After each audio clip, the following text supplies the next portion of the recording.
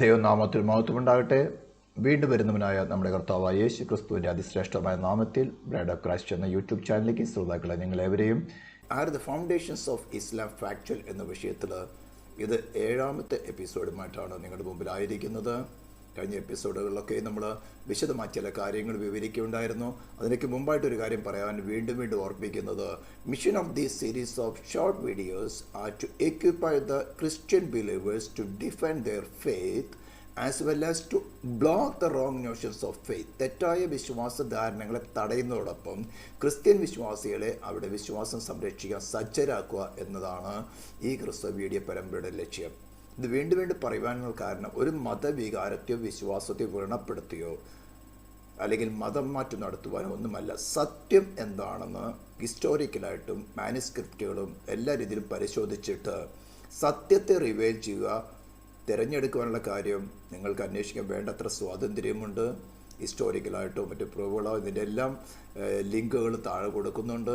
നിങ്ങൾക്ക് ആവശ്യമുണ്ടെങ്കിൽ ആവശ്യപ്പെട്ടാൽ മറ്റു ലിങ്കുകൾ നിങ്ങൾക്ക് സെർച്ച് ചെയ്ത് കണ്ടുപിടിക്കാൻ പറ്റും, അല്ലെങ്കിൽ നിങ്ങൾക്ക് ആവശ്യപ്പെട്ട പ്രൊവൈഡ് ചെയ്യുന്നതായിരിക്കും. അപ്പോൾ മാനവജാതിയെ തെറ്റായ ധാരണകളിൽ കൂടെ വലച്ചു കളയുന്ന തന്ത്രങ്ങളിൽ നിന്ന് രക്ഷിക്കാൻ പറ്റുമോ? അതേസമയത്ത് ശരിയായ വിശ്വാസത്തിൽ നിൽക്കുന്നവരെ ഡൈവേർട്ട് ചെയ്യുക, അവർക്ക് വേണ്ടത്ര പരിജ്ഞാനമില്ലാതെ അത് ചൂഷണം ചെയ്തുകൊണ്ട് ഡൈവേർട്ട് ചെയ്യുക നോക്കിക്കഴിഞ്ഞാൽ അതിന് തടയുന്നതിന് കൂടിയാണ് ഇത്തരം ക്രിസ്തു വീഡിയോകൾ റിലീസ് ചെയ്യുന്നത്.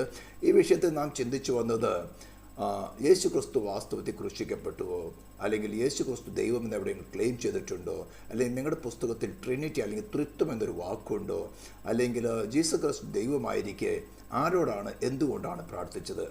ഇതേപോലുള്ള അനേക ക്വസ്റ്റ്യനുകൾ പ്രത്യേകിച്ചും ഇസ്ലാം കമ്മ്യൂണിറ്റിയിൽ നിന്ന് ക്രിസ്ത്യൻ ബാക്ക്ഗ്രൗണ്ടിലുള്ളവരെ അടുത്ത് കടന്നു വന്ന് വലച്ച് കളയുന്നൊരു തന്ത്രമുണ്ട്.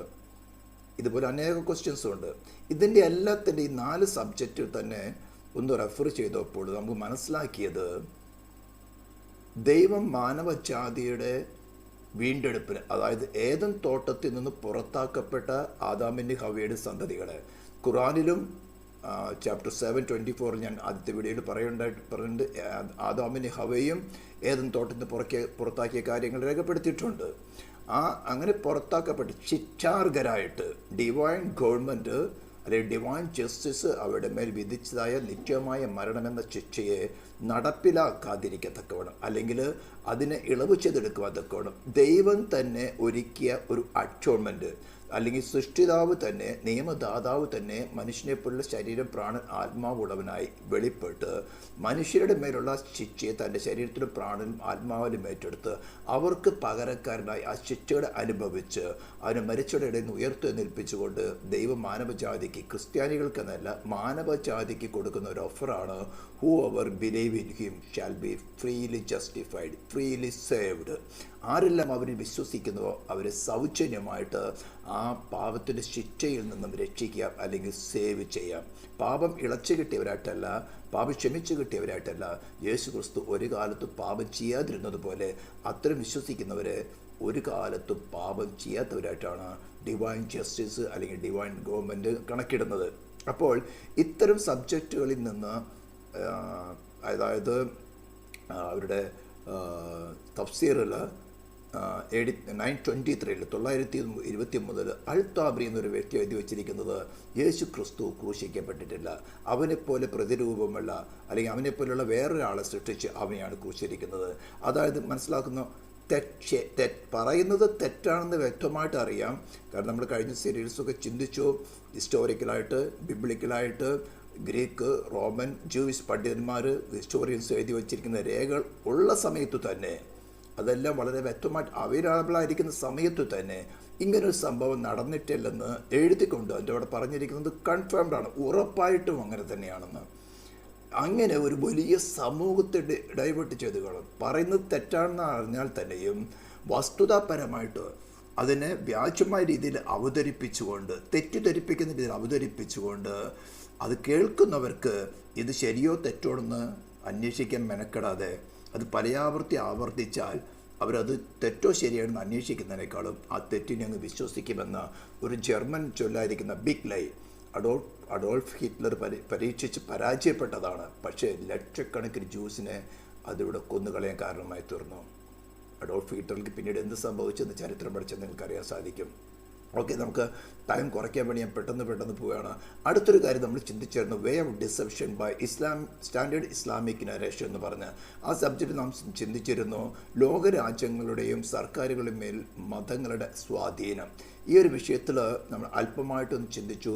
ലോകത്തിൽ, അതായത് ഈ രണ്ട് പുസ്തകങ്ങളും ബൈബിളും അതേസമയത്ത് ഖുറാനും ഒരേപോലെ രേഖപ്പെടുത്തിയിരിക്കുന്ന വിഷയമാണ് നോഹയുടെ ഫ്ലഡ്. വേൾഡ് ഹിസ്റ്ററിയിൽ നമുക്ക് എവിടെ അറിയാവുന്ന ഒരു കാര്യം തന്നെയാണ്.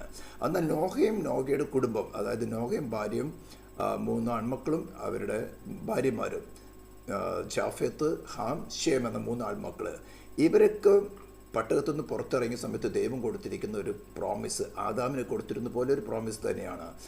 അനേക ബ്ലെസ്സിങ്ങൾ കൂടെ കൊടുത്തിരുന്ന ഒരു പ്രത്യേക കാര്യമായിരുന്നു, നിങ്ങൾ സന്താനപുഷ്ടിയുള്ളായി പെരുകി ലോകത്തിൽ നിറയുക എന്നുള്ളത്, സ്പ്രെഡ് ഓവർ ദ വേൾഡ്. എന്നാൽ ബാബൽ ടവർ പണിയുന്ന സമയത്ത് ഞാൻ ഒരു കാര്യം കഴിഞ്ഞ 1-2 എപ്പിസോഡ് പറയുണ്ടായിരുന്നു. കൂശിൻ്റെ ഭാര്യയായിരുന്നു സെമീറാമിസിൽ കൂടെ, അതായത് അവൾക്ക് ചില വെളിപ്പാടുകൾ ഇന്നും കേരളത്തിൽ തന്നെ ഉണ്ട്, ലോകത്തിലെവിടെയുണ്ട്. സ്പിരിറ്റ് കമ്മ്യൂണിക്കേഷൻസ് കൂടെ എനിക്ക് വെളിപ്പാട് ലഭിച്ചു. അതേപോലെ വെളിപ്പാടുകൾ ലഭിച്ചതിൽ നിന്നുണ്ടായ ഒരു മതവിഭാഗമാണ് ഇത്. നമുക്ക് മുന്നോട്ട് പഠിക്കുമ്പോൾ അറിയാൻ സാധിക്കും. അപ്പോൾ ഈ സെമീറാമിസ് തനിക്ക് ചില വെളിപ്പാടുകൾ ലഭിച്ചു, ഡിവൈൻ വെളിപ്പാടുകൾ ലഭിച്ചു, ചില സൂപ്പർ നേച്ചർ പവർ എനിക്കുണ്ട്, സ്പിരിച്വൽ കമ്മ്യൂണിക്കേഷൻ ഉണ്ടെന്ന് പറഞ്ഞുകൊണ്ട് രഹസ്യത്തിൽ ഒരു കൂട്ടം ആൾക്കാരെ ചേർത്തൊരുക്കി. അത് പിന്നെ സ്പ്രെഡായി. അവർക്ക് വേണ്ടി പുരോഹിതന്മാരെ നിയമിച്ചു. അവരുടെ പേരാണ് കർമ്മേൽ പുരോഹിതന്മാർ. അതേ കൂട്ടത്തിൽ തന്നെ ടെമ്പിൾ പ്രോസ്റ്റിറ്റ്യൂട്ട് ഉണ്ടായിരുന്നു. അവർ പറയുന്നതാണ് കർമ്മേൽ പുരോഹിതന്മാർ വിളിക്കുന്നത് കർമ്മേൽ സന്യാസിമാർ. അതുപോലെ തന്നെ കർമ്മേൽ പുത്രിമാരെന്ന് വിളിക്കുന്ന ടെമ്പിൾ പ്രോസ്റ്റിറ്റ്യൂട്ടായിരുന്നു. ഈ കർമ്മേൽ പുരോഹിതന്മാരുടെ അല്ലെങ്കിൽ സന്യാസിമാരുടെ ഹെഡായിട്ടാണ് ഈ പൊന്തിഫ് അല്ലെങ്കിൽ ഇന്ന് വിളിക്കപ്പെടുന്ന പോപ്പ് എന്ന് പറയുന്ന വന്നത്. ഇത് നിങ്ങൾക്ക് റവറൻറ്റ്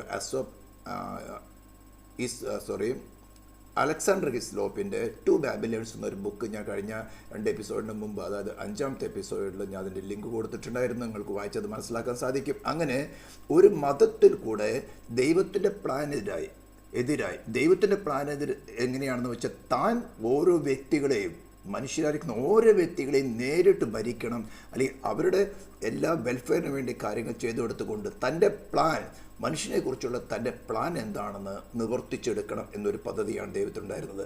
ഏദൻ തോട്ടത്തിൽ മനുഷ്യൻ അനുസരണക്കേട് കാണിച്ചു തെറ്റിപ്പോയെങ്കിൽ തന്നെയും ഏദൻ തോട്ടത്തിൽ നിന്ന് പുറത്താക്കുന്നതിന് മുമ്പ് തന്നെ അവനെ റീഇൻസ്റ്റേറ്റ് ചെയ്യുന്ന കാര്യം വളരെ വ്യക്തമാക്കി പറഞ്ഞിരുന്നു. ഞാൻ നിനക്കും സ്ത്രീക്കും അവരുടെ സന്തതിക്കും നിന്റെ സന്തതിക്ക് തമ്മിൽ ശത്രുത്വം ഉണ്ടാക്കും, അവൻ നിന്റെ തലയെ തകർക്കുമെന്ന് പറഞ്ഞുകൊണ്ട്.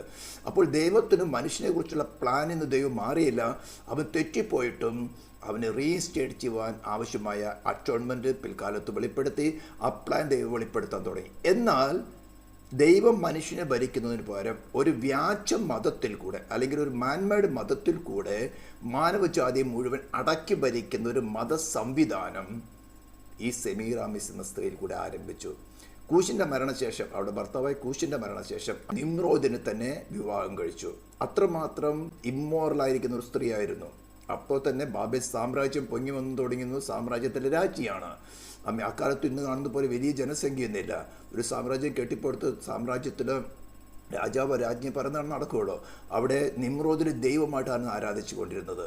അപ്പോൾ ഈ ഷേമിൻ്റെ തലമുറ, നോഹ കാണിച്ച ദൈവിക മാതൃക പ്രകാരം നടന്ന ഷേമിൻ്റെ തലമുറ ഇതറിഞ്ഞപ്പോൾ ഈ നിമ്രോദിനെ വെട്ടിക്കൊന്ന് കഷ്ണങ്ങളാക്കി പല ദേശങ്ങളിലേക്കും കൊടുത്തയച്ചു. എന്നാൽ ഈ സ്ത്രീ തൻ്റെ വ്യഭിചാര പ്രവൃത്തി വിട്ടൊഴിഞ്ഞില്ല. പിന്നീട് അവീത ബന്ധത്തിൽ അവൾ ഗർഭം ധരിക്കുകയും ഒരു സന്തതിയെ തമ്മൂസ് എന്ന പേരുള്ള, അനേകം പേരുകളുണ്ട്, ഏകദേശം 72ഓളം പേരുകളുണ്ട്, തമ്മൂസ് എന്നൊരു പേരുള്ള ഒരു സന്തതിയെ പ്രസവിക്കാൻ കാരണമായി തുടങ്ങുന്നു. അപ്പോൾ ദൈവമായിരുന്ന നിമ്രോദ് അമ്മയായിരിക്കുന്ന ഭാര്യ, അമ്മയിൽ സെമീറാമിസിൽ അവതരിച്ചുകൊണ്ട് തമ്മൂസ് വന്നു എന്നൊരു വ്യാജ തൃത്വം, പിതാവ് പുത്രൻ പരിശുദ്ധാത്മാവ് എന്ന തൃത്വത്തിന് പകരം പിതാവ് മാതാവ് പുത്രൻ എന്നൊരു വ്യാജ തൃത്വം അവിടെ നിന്ന് ആരംഭിച്ചു. അങ്ങ് 11-ാം അധ്യായം ഉൽപ്പത്തിയുടെ പുസ്തകത്തിൽ ദൈവം ഭാഷ കലക്കിയപ്പോൾ ഓരോരോ കോണ്ടിനൻസ് ആയിട്ട് അങ്ങോട്ടും ആൾക്കാർ തിരിഞ്ഞിരിഞ്ഞിപ്പോയി. എന്നാൽ ഈ മതം അതിൻ്റെ വിശ്വാസങ്ങളും ആരാധനകളും പല പല ഭാഷകളിലാണെങ്കിൽ തന്നെയും അതൊരു ഭാഷ ഒരു ഡിഫറൻസ്, ഒരു തടസ്സമല്ല. പല പല രാജ്യങ്ങളിലേക്കും വിവിധ ഭാഗങ്ങളിലേക്കും തന്നെ നിങ്ങൾക്ക് ഇന്ന് നോക്കിയാൽ അറിയാൻ സാധിക്കും. അമ്മ പിതാവ്, അമ്മ, കുഞ്ഞ് എന്നുള്ള അനേക ഫോട്ടോകൾ, സ്റ്റാച്ചുകൾ, വർഷിപ്പുകൾ നിങ്ങൾ കാണാൻ സാധിക്കും. ഇതിൻ്റെയൊക്കെ ഉത്ഭവം അവിടെയാണ്. ഞാൻ പറഞ്ഞു വന്നത്, ഒരു മതത്തിൽ കൂടെ ലോക ജനതയെ അടക്കി ഭരിക്കുന്ന ഒരു സംവിധാനം നോഹയുടെ കുടുംബത്തിൽ തന്നെ ആരംഭിച്ചു. ഷേമിൻ്റെ തലമുറ ഇതാണ് ദൈവം അബ്രാമിനെ വിളിച്ച് വേർതിരിക്കുന്നത്. ജാഫെത്തും ഹാമിൻ്റെ തലമുറയാണ് പിന്നീട് വിഗ്രഹാരാധനയ്ക്ക് തെറ്റിപ്പോയത്. ഞാനിവിടെ ഒരു ചെറിയ കാര്യം പറയാൻ കാരണം, ഇത് നമുക്ക് വെളിപ്പാട് പുസ്തകത്തിൽ രേഖപ്പെടുത്തിയിട്ടുള്ള കാര്യമാണ്. വെളിപ്പാട് പുസ്തകത്തിൻ്റെ 17-ാം അധ്യായത്തിൻ്റെ 15 തുടങ്ങിയ വാക്യങ്ങൾ നമ്മൾ വായിക്കുകയാണെങ്കിൽ, അവൻ പിന്നെ എന്നോട് പറഞ്ഞത്, നീ കണ്ടതും വേശ്യ ഇരിക്കുന്നതുമായി. വേശ്യ എന്ന് പറഞ്ഞാൽ ഈ ബാബിലോണിൽ നിന്ന് ആരംഭിച്ചതായ ഈ മാൻമെയ്ഡ് റിലീജിയത്തിൻ്റെ ഗ്രോത്ത് കടന്നു വന്നിട്ട് പറയുകയാണ്. വേശ്യ ഇരിക്കുന്ന മത, അതായത് അവൾ ഇരിക്കുന്ന മൃഗത്തെ റെപ്രസെൻ്റ് ചെയ്തിരിക്കുന്നതാണ് ആൻറ്റി ക്രൈസ്റ്റ്. അത് നിൽക്കുന്നത് പെരുവെള്ളത്തിൻ്റെ മീതെയാണ്. ആ വെള്ളത്തെക്കുറിച്ചാണ് പറഞ്ഞിരിക്കുന്നത്. നീ കണ്ടതും വേശ്യ ഇരിക്കുന്നതുമായ വെള്ളം വംശങ്ങളും പുരുഷാരങ്ങളും ജാതികളും ഭാഷകളും അത്രേ. അവിടെ ബാബിലോണിൽ തന്നെ സ്പ്ലിറ്റായി പോയ ഈ വംശങ്ങളും ജാതികളും പുരുഷാരങ്ങളും ഭാഷകളും ഈ റിലീജിയനെയും എല്ലായിടത്തും സ്പ്രെഡ് ചെയ്ത് കൊണ്ടുവന്നു. ഞാൻ ഇതിൻ്റെ മുമ്പത്തെ 2 എപ്പിസോഡ് മുമ്പുള്ള കാര്യത്തിൽ ഈ റിലീജിയൻ്റെ മൂവ്മെൻറ്റ് എങ്ങനെ അത് പെർഗോമസിലേക്ക് വന്നു, അലക്സാണ്ടർ ദ ഗ്രേറ്റിൻ്റെ ശേഷം 4 ജനറൽമാർക്ക് എങ്ങനെ ഡിവൈഡ് ചെയ്തു, സെലൂക്കിയസ് കിങ്ഡം എങ്ങനെ ഡെവലപ്പായി വന്നു, സെലൂസ് കിങ്ഡത്തിൻ്റെ ലാസ്റ്റ് കിങ് ആയിരുന്ന അത്താലസ് മൂന്നാമൻ തനിക്ക് മക്കളില്ലാതിരുന്നുകൊണ്ട് അതേ സമയത്ത് റോമിൽ നിന്ന് ആരംഭിച്ചിരുന്ന റോമൻ സാമ്രാജ്യത്തെ തൻ്റെ വില്ലിൽ എങ്ങനെ രാജ്യത്തെ കൈമാറി. അതേ സമയത്ത് പെർഗോമസിൽ ഈ വെളിപ്പാട് പുസ്തകത്തിൻ്റെ 2-15 തുടങ്ങി 17 വാക്യങ്ങൾ ഇരിക്കുന്ന സ്ഥലം സാത്താൻ്റെ സിംഹാസനം എന്ന് പറയുന്നത് ഈ ബാബിലോണി മതത്തിൻ്റെ ഹെഡ് ക്വാർട്ടേഴ്സ് ആയിരുന്നു. അങ്ങനെ റോം ഇവിടെ വന്ന് പെർഗോമസ് തൻ്റെ ഹെഡ് ക്വാർട്ടേഴ്സ് ആക്കിയതും ഈ പെർഗോമസിലുണ്ടായിരുന്ന എൻട്രസ്ക എന്ന ഒരു ട്രൈബ് പിൽക്കാലത്ത് റോമിലേക്ക് മൈഗ്രേറ്റ് ചെയ്തപ്പോൾ ഈ റിലീജിയൻ എങ്ങനെ റോമിലേക്ക് വന്നെന്നും റോമിലുണ്ടായിരുന്ന ഈ റിലീജിയൻ ഈ ബാബിലോണിയൻ റിലീജിയനുമായിട്ട് എങ്ങനെ മെർജായെന്നും അതെങ്ങനെ പിൽക്കാലത്ത് കാത്തലിസമായെന്നും ഒക്കെയും ഞാൻ ഈ 2 സീരിയൽ മുമ്പ് ഞാൻ പറഞ്ഞിട്ടുണ്ട്. അല്ലാതെ അതിനുവേണ്ടി തന്നെ കാത്തലിക്സ് ആർ നോട്ട് ക്രിസ്ത്യൻസ് എന്ന് പറഞ്ഞുകൊണ്ട് ബൈ വേ ഓഫ് ഡിസെപ്ഷൻ എന്ന സീരിയലിൽ ഞാൻ ചില വീഡിയോകൾ ചെയ്തിട്ടുണ്ട്. 2 വീഡിയോ മറ്റുമുണ്ട്. അത് നിങ്ങൾക്ക് ഈ വെബ്സൈറ്റിൽ നോക്കി കാണാം. അപ്പം ഞാൻ പറഞ്ഞു വന്നത്, മാനവ സൃഷ്ടിയായ അല്ലെങ്കിൽ മാൻമെയ്ഡ് റിലീജിയനിൽ കൂടെ ഈ ഡെവലപ്പായി വന്ന ഈ റിലീജിയസ് സിസ്റ്റം, മനുഷ്യനെ അടക്കി വാഴുന്ന റിലീജിയസ് സിസ്റ്റം, അത് ആൻറ്റി ക്രൈസ്റ്റിന് മേളിലാണ് ഇരിക്കുന്നതെന്നും അത് പറഞ്ഞിരിക്കുന്ന എവിടെയാണ്, വംശങ്ങളും പുരുഷാരങ്ങളും ജാതികളും ഭാഷകളും അത്രേ. അപ്പോൾ എല്ലാവരും വിചാരിക്കും ഹിന്ദുവാണ് മുസ്ലിമാണ്. പെന്തിക്കോസ്തിൽ പോലും 99% യഥാർത്ഥ ക്രൂശിക്കപ്പെട്ട ക്രിസ്തുവിൻ്റെ വിശ്വാസം അല്ലെങ്കിൽ ക്രിസ്തുവിൻ്റെ സുവിശേഷം കേട്ട് അത് അനുസരിക്കാത്ത, കേട്ടത് കൊണ്ടായില്ല, വിശ്വസിച്ചത് കൊണ്ടുപോയില്ല, അനുസരിക്കാത്ത ഏതൊരുവനും ഏതൊരു സെക്റ്റും അല്ലെങ്കിൽ ഡിനോമിനേഷനും ഇത് തന്നെയാണ്.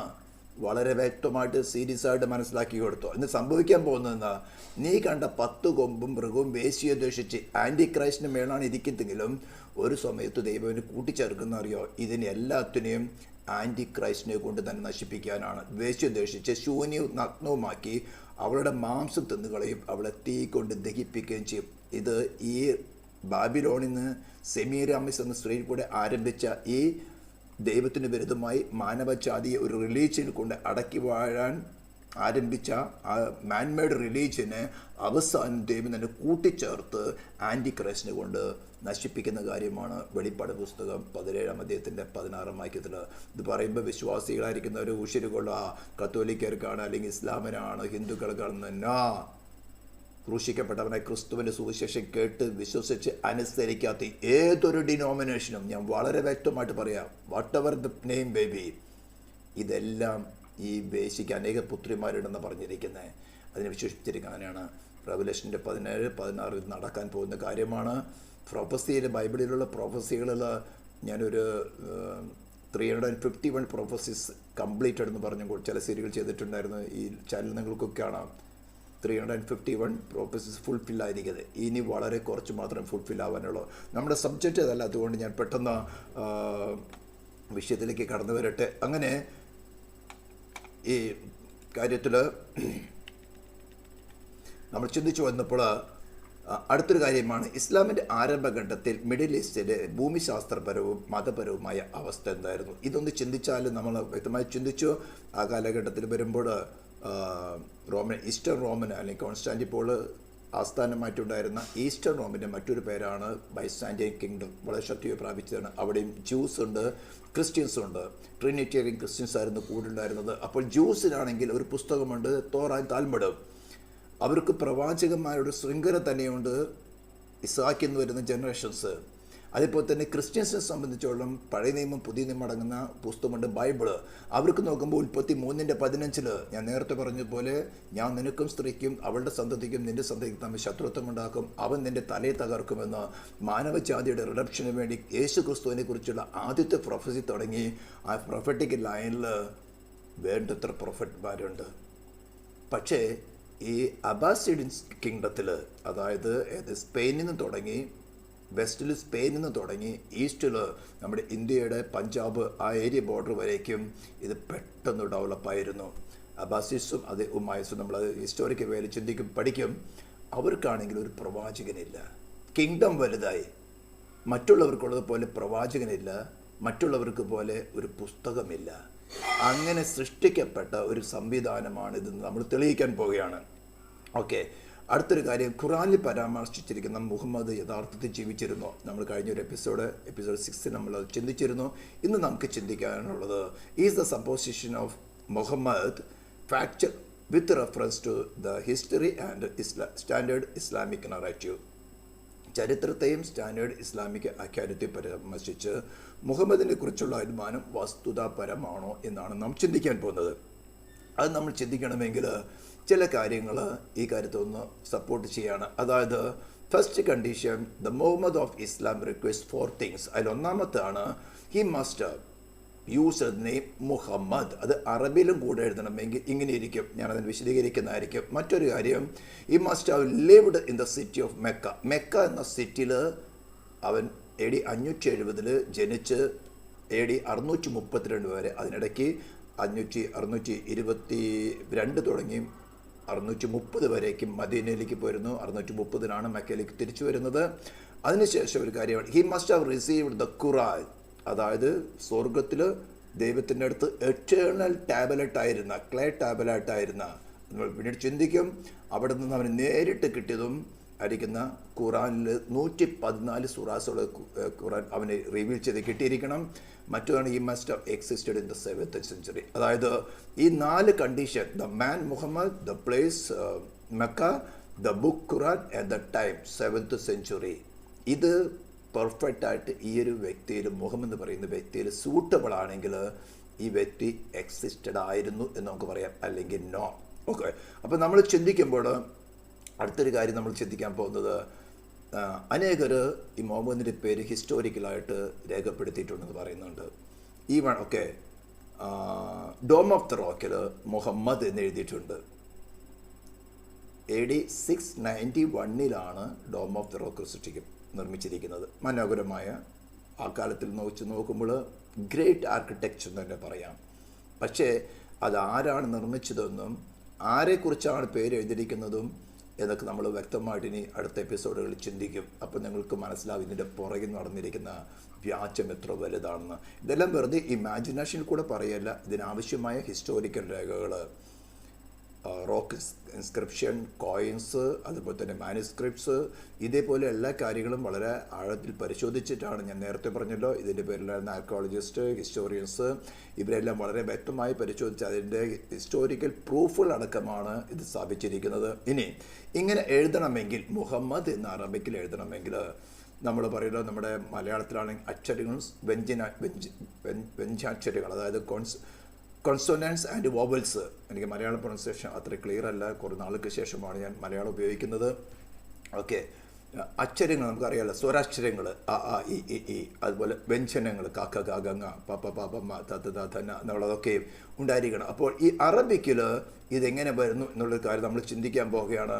അപ്പോൾ 7th century ഇവർ ക്ലെയിം ചെയ്യുന്ന 7th century എക്സിസ്റ്റഡ് ആയിരുന്ന 5 ഖുറാനിക് മാനുസ്ക്രിപ്റ്റുകളാണ് ഇവിടെ കാണുന്നത്. അതായത് ഈ വവൽസ് എന്ന് പറഞ്ഞു കഴിഞ്ഞാൽ നമ്മൾ അടുത്ത സ്ലൈഡിൽ ചിന്തിക്കാൻ പോകുന്നത്, അതായത് കുത്തും കോമകളും ചില അറബിക് ലെറ്റേഴ്സുകളെ നമ്മൾ നേരത്തെ കാണിച്ചല്ലോ എങ്ങനെയാണ് ഈ വവൽസ് ഉപയോഗിക്കുന്നത്. ഇവിടെ എങ്ങും തന്നെ ഈ വവൽസ് ഉപയോഗിച്ചിട്ടുള്ളതായി നമുക്ക് കാണാൻ സാധിക്കുകയില്ല. എന്നാൽ നമ്മൾ അടുത്ത് ചിന്തിക്കാൻ പോകുന്നത് എങ്ങനെയാണ് ഈ വവൽസിൻ്റെ കാര്യം വന്നത്, അല്ലെങ്കിൽ മുഹമ്മദ് എങ്ങനെയാണ്. ഇതാണ് മുഹമ്മദ് എന്ന് എഴുതുന്നത്. ഇതിന് മേളിലേക്ക് കണ്ടോ ചില കുനിപ്പുകൾ, അതാണ് ഈ വവൽസ് എന്ന് പറയുന്നത്.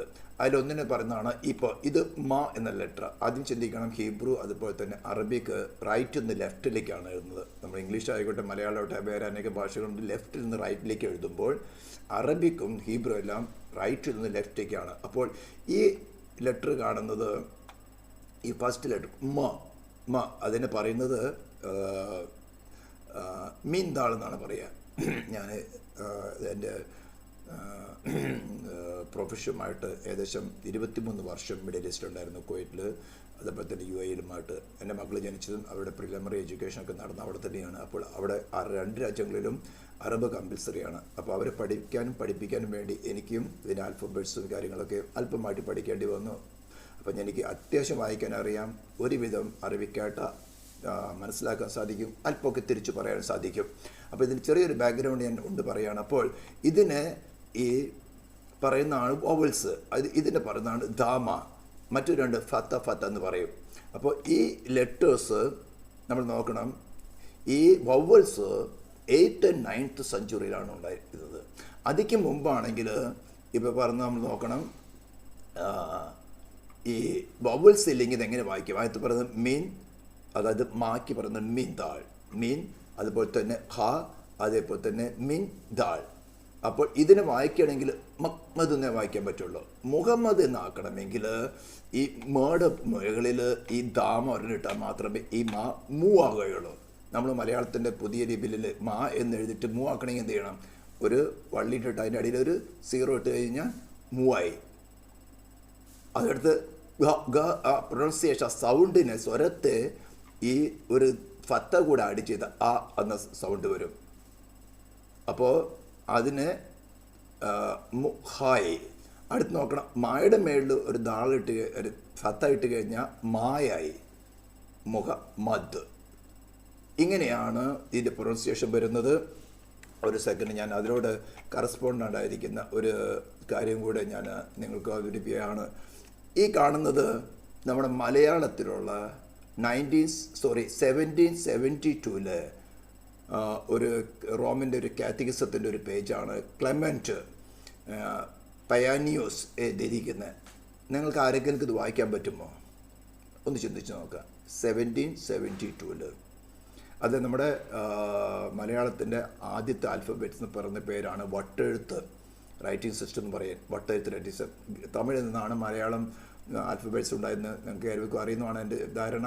അപ്പോൾ ഇത് നോക്കൂ, ഇന്ന് ഇപ്പം ഞാൻ ഈ കാണിക്കുന്ന ടെക്സ്റ്റുകൾ, മലയാളത്തിൽ എഴുതിയിരിക്കുന്ന ടെക്സ്റ്റുകൾ ആരെങ്കിലും ക്ലെയിം ചെയ്യാണ് ഇത് 1700 എഴുതിയിരിക്കുന്ന, അല്ലെങ്കിൽ 18th സെഞ്ച്വറിയിൽ എഴുതിയിരിക്കുന്ന ഒരു കാര്യമാണ്, 18th സെഞ്ച്വറിയിലെ ഒരു പ്രസൻറ്റേഷനാണ് എന്ന് ആരെങ്കിലും കുറച്ച് നാളുകൾക്ക് ശേഷം ക്ലെയിം ചെയ്താൽ,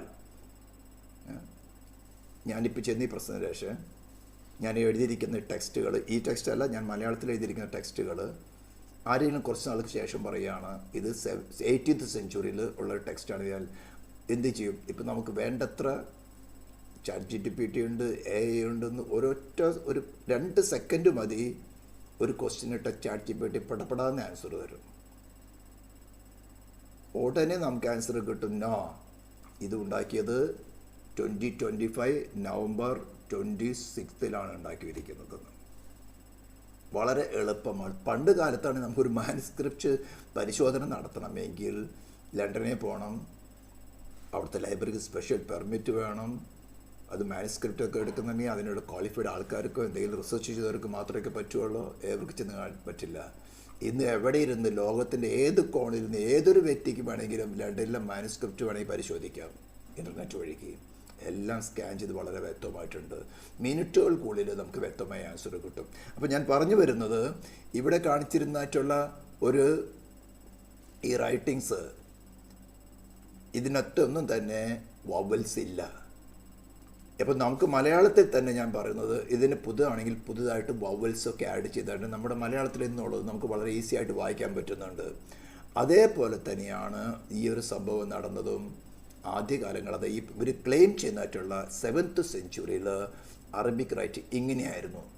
ഇത് വായിക്കുന്നത് മഹ്മദ്, അതിൻ്റെ മേലിൽ വവൽസ് ആഡ് ചെയ്യുമ്പോഴാണ് ഇത് മുഹമ്മദ് എന്ന് എഴുതാൻ സാധിക്കുകയുള്ളൂ.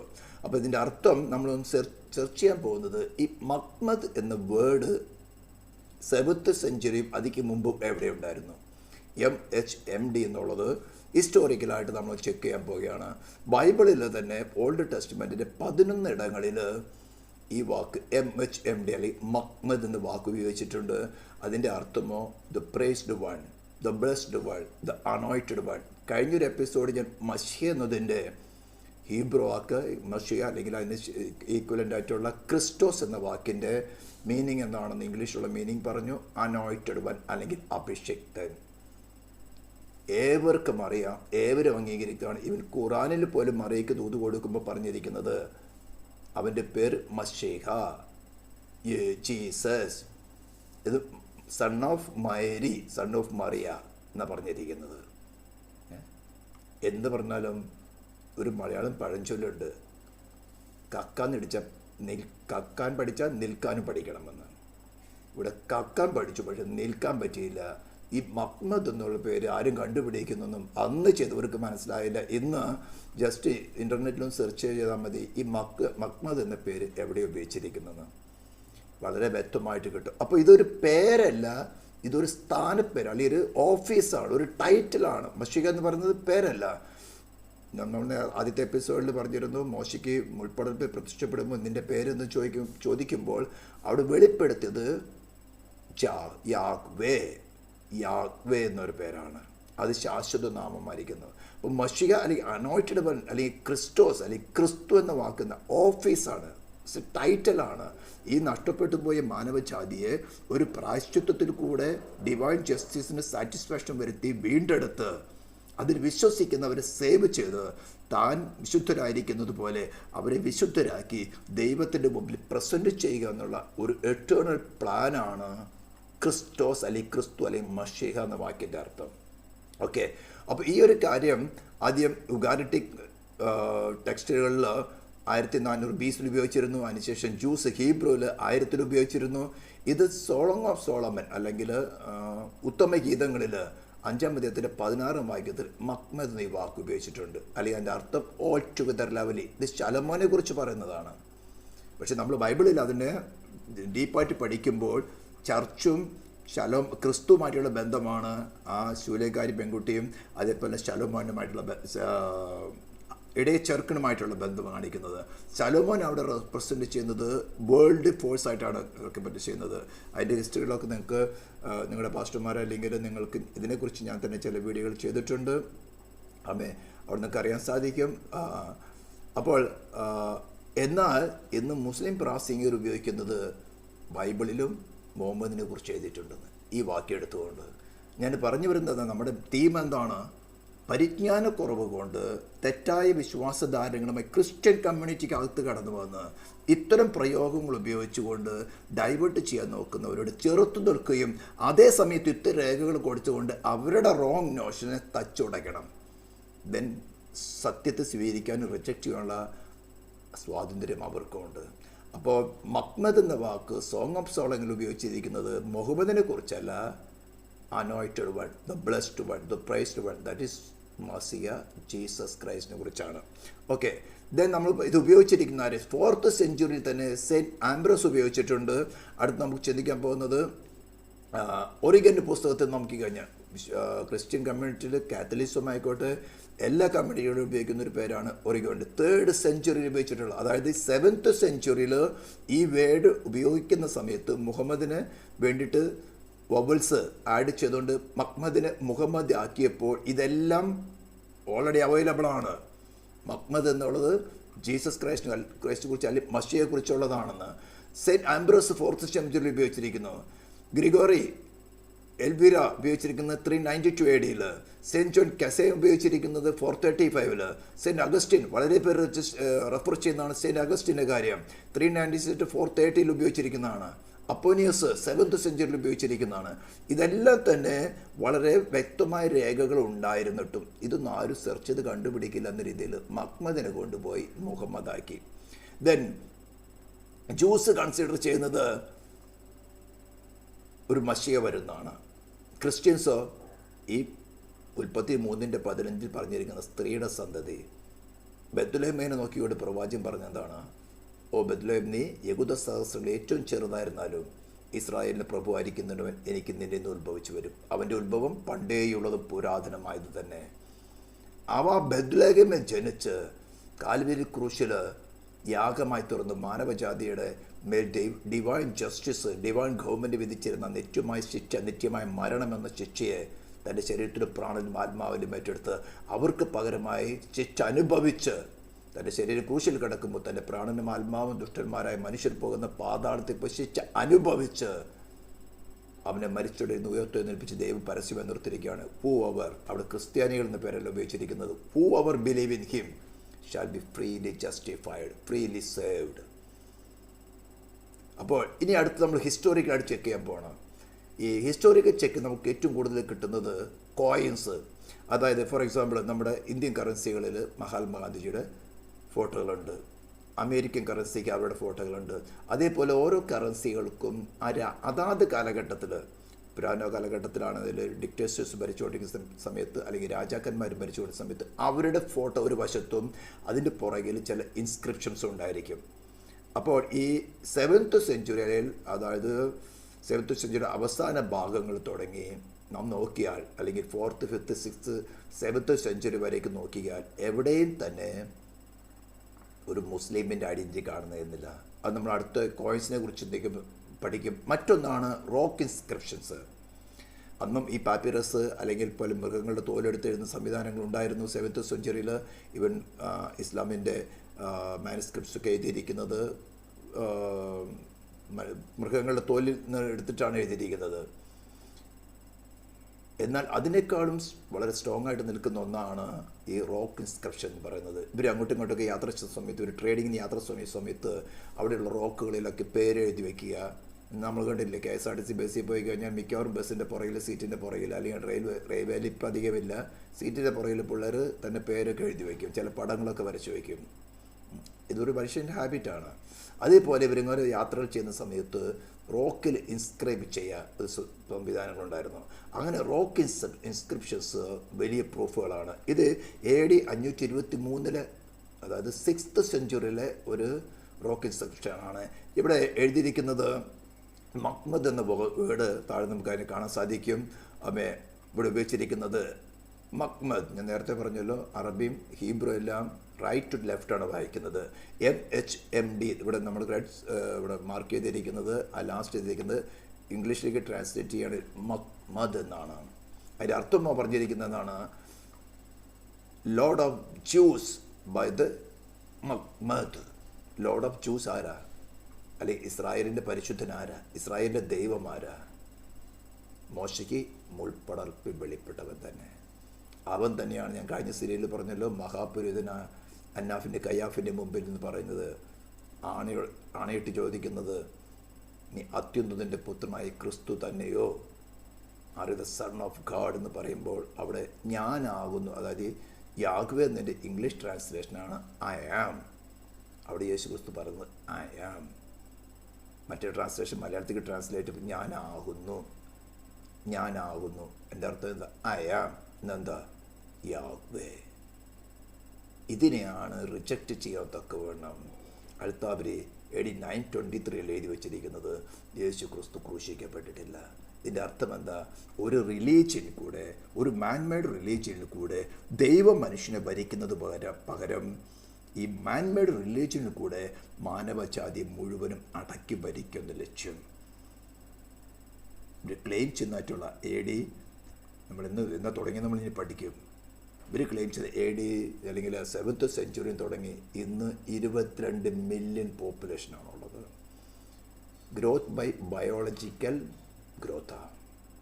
ഒരു കുടുംബത്തിൽ 10-20, എനിക്ക് തന്നെ അറിയാം, ഒരു പുരുഷന് എത്ര 30 ഭാര്യമാരുള്ള പുരുഷൻ എനിക്കറിയാം. അദ്ദേഹം പറയുന്നത് ഒരു 10-50 കുഞ്ഞുങ്ങളുണ്ടാവും. അല്ലെങ്കിൽ ചിലപ്പോൾ ഒരു 10-70 കുഞ്ഞുങ്ങളൊക്കെ ഉണ്ടാവും. വെൽത്തി ആളാണ് ഒരു അറബ്, എനിക്കറിയാം. അതിനകത്ത് കുറേ 10-20 അങ്ങനെ ഇങ്ങനെ രോഗമൊക്കെ വന്നപ്പോൾ എന്നാലും ചിലപ്പോൾ 10-25 10-30 കിട്ടും. വളരെ തമാശ പറയുന്ന പോലെ പറയുകയാണ്, കിട്ടും. അപ്പോൾ അവർ എൻ്റെ ഫാമിലിയുടെ ട്രീ ഭയങ്കര ഒരു ഫാമിലി ട്രീ ആയിട്ട് വളർന്നു വരും. അവർ കുറേ ജോലിയിലുണ്ടാവും, പഠിക്കുന്നവരുണ്ടാവും, തല്ലിപ്പൊളികളുണ്ടാവും, അത് കൂടുതലായിട്ട് പറയാം, അതൊക്കെ ഉണ്ടാവും. പക്ഷേ നല്ല രീതിയിൽ ജീവിക്കുന്ന കുറേയാണ് അതിനെയും കൂടെ കിട്ടും. ഇതെങ്ങനെയാണ്? ബയോളജിക്കൽ ഗ്രോത്ത്, കൺവേർഷൻ ഗ്രോത്ത് അല്ല. ക്രിസ്ത്യൻ കൺവേർഷൻ ഗ്രോത്ത് 4.3 4.6 ഒക്കെയാണ്. ഇസ്ലാമിക്കുള്ള കൺവേർഷൻ ഗ്രോത്ത് 2.3 2.4 മാത്രമേ ഉള്ളൂ. ഇത് ബയോളജിക്കൽ ഗ്രോത്തിൽ കൂടെ. പിന്നെ ഇതിനകത്ത് പറഞ്ഞിരിക്കുന്ന കുറേ നിയമങ്ങൾ പഠിക്കും. അതായത് ഇസ്ലാം കമ്മ്യൂണിറ്റി വിട്ടുപോയ 3 ദിവസത്തിനകത്ത് അവർ കൊന്നു കളയണം. ഇതിനകത്ത് 3-4 സെക്റ്റുകളുണ്ട്. നമ്മൾ ഒന്നും സ്റ്റെപ്പായിട്ട് പഠിക്കും. അപ്പോൾ ഈ മക്നദ് എന്നൊരു നമ്മൾ ഒരു ടെക്സ്ചറൽ ക്രിറ്റിസിസത്തിൽ കൂടെ ക്രിട്ടിസൈസ് ചെയ്യുകയല്ല, ഒരു ടെക്സ്ചറൽ ക്രിറ്റിസിസത്തിൽ കൂടെ വ്യാജം എന്താണ്, ട്രൂത്ത് എന്താണെന്ന് ജസ്റ്റ് റിവീൽ ചെയ്യാണ്. ഈ കേൾക്കുന്ന ഓരോരുത്തർക്കും സത്യം എന്തെന്ന് അന്വേഷിക്കുവാനുള്ള പ്രാഗൽഭ്യമുണ്ട്, സ്വാതന്ത്ര്യമുണ്ട്. നിങ്ങൾക്ക് അന്വേഷിക്കാൻ നിങ്ങളുടെ ആരുടെയും കൈകാലം വെട്ടാൻ പോകണ്ട. നിങ്ങളുടെ സ്കോളേഴ്സിനോട് തന്നെ ചോദിക്കൂ. നിങ്ങൾ പരസ്യമായിട്ട് സെർച്ച് ചെയ്യാം. ഇൻ്റർനെറ്റ് വളരെ അവൈലബിളാണ്.